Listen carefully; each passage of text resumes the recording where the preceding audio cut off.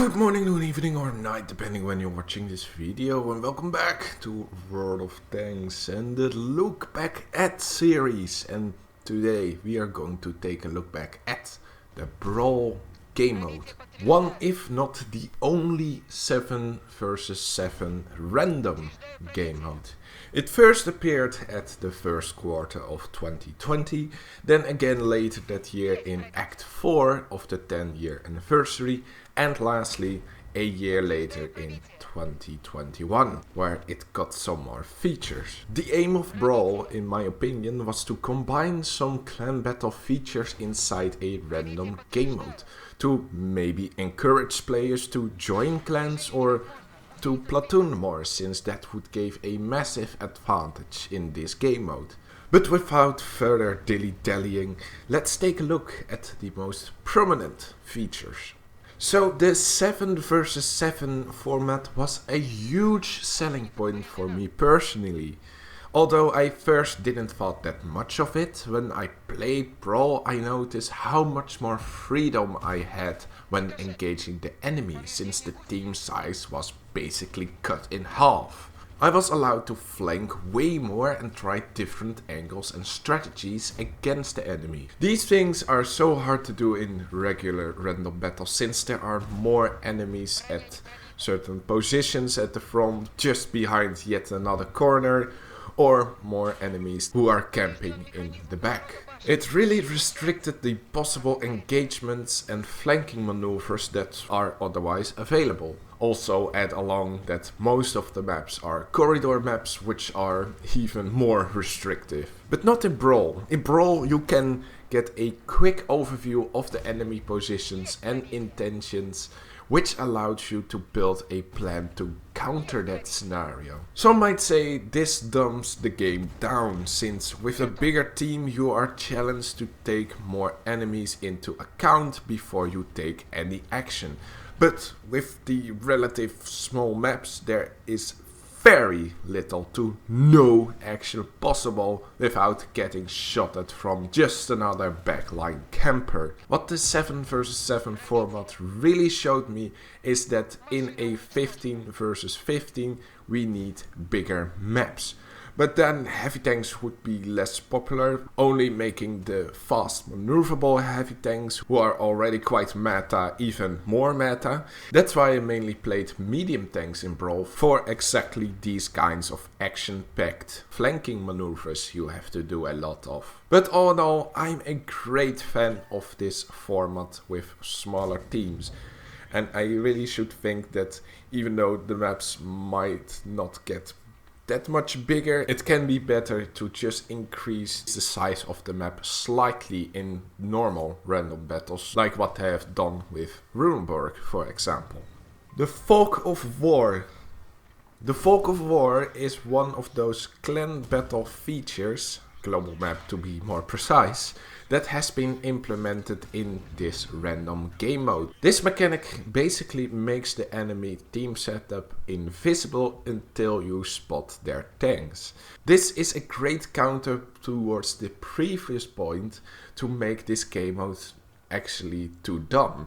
Because if you are seeing the team setup from the start, good players can already guess the most likely strategy they're going to exercise more easily. This also adds a layer of vigilance, since you don't know if you are going to face a E100 or an IS-7, which may need different tactics to engage. This mechanic can also be used if maps are larger in random battles, to counter that whole I know what the enemy does, so I can counter it best this way, and be actually effective before the battle starts. So the Fog of War is a great balancing feature, which also gives some more depth to this game mode, and kind of fixes that whole problem of already knowing how the enemy is going to play before the battle even starts. The key positions were locations mostly located at the dead center of the map, that once you've captured it in a short amount of time, you can choose a bonus.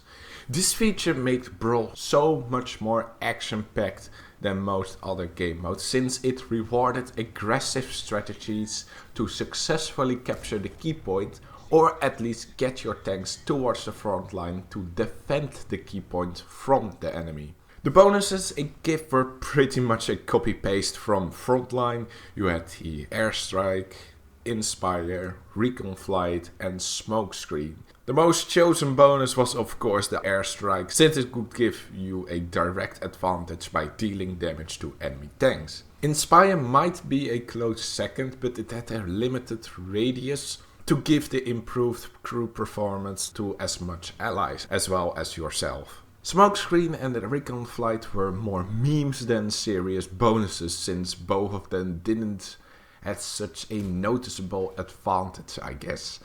Spotting and concealing, you can also do that in your regular tanks. But these key positions were a great implementation that pushed the battle more towards the front line. There were also a lot of more smaller features, like the maximum battle time of 10 minutes, which was another further feature to increase the action and decrease passive plays, which, well, added on with all the other elements make this, well, a very enjoyable, quick action-packed game mode. Improved matchmaking with only one SPG, which you actually barely saw in the game. Just another reason to play this game mode, because the action-packed nature and quick battles made RT very scarce, since they were at a disadvantage comparatively to regular battles. There were also 8 different maps within this game mode. The only thing that I can see improved right there is that more maps could be added, making the game mode more diverse and interesting. But on the balance side of maps, it was well balanced. I didn't notice any of the one team having a huge advantage over the other, since they got the better spawn or the better side. Out of all of these features, there aren't really bad ones. Only a few that could have been thought out more or improved. But those were only a couple. But if there is a worst feature to pick out from this game mode, it eventually has to be the rental vehicles. Even though in order to get those you need to have at least one tier 10 in your garage, which made this already a point where I thought, well, is this really a bad feature to begin with?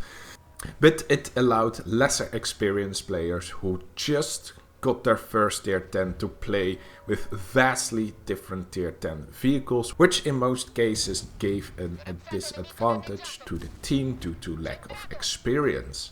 It, however, gave those players a chance to see how those vehicles played and if they liked them, which is a good thing.